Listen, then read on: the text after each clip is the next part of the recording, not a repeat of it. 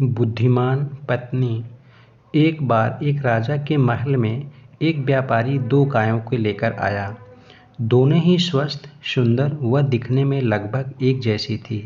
व्यापारी ने राजा से कहा, महाराज, ये दोनों गायें माँ बेटी हैं, परंतु मुझे यह नहीं पता है कि दोनों में माँ कौन है और बेटी कौन है। मैं इसलिए नहीं जान पाया क्योंकि दोनों में कोई विशेष अंतर नहीं है। मैंने अनेक स्थानों पर लोगों से यह पूछा, किंतु कोई भी इन दोनों में माँ बेटी की पहचान नहीं कर पाया।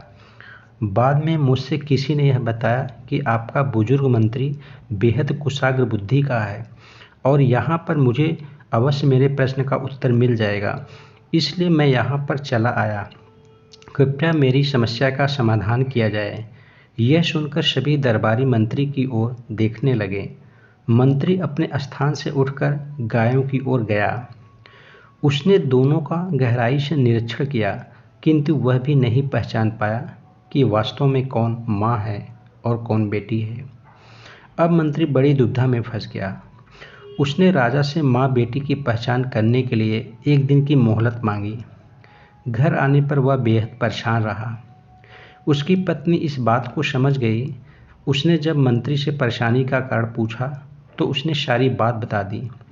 यह सुनकर उसकी बुद्धिमती पत्नी बोली, अरे बस इतनी सी बात है, यह तो मैं भी बता सकती हूँ। अगले दिन मंत्री अपनी पत्नी को वहाँ से अपने साथ लेकर गया जहाँ गाय बंधी थी। मंत्री की पत्नी ने दोनों गायों के आगे अच्छा भोजन रखा। कुछ ही देर बाद उसने माँ व बेटी में अंतर बता दिया। लोग चकित रह गए।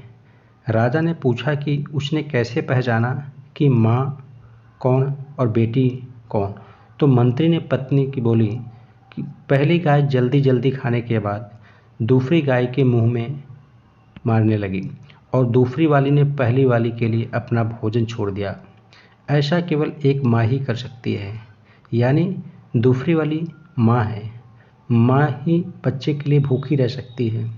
माँ में ही त्याग, करुणा, वात्सल्य, ममत्व के गुण विद्यमान होते हैं। इस दुनिया में माँ से महान कोई नहीं है। माँ के चरणों के भगवान को भी झुकना पड़ता है। माँ ममता का सागर नहीं बल्कि महासागर है।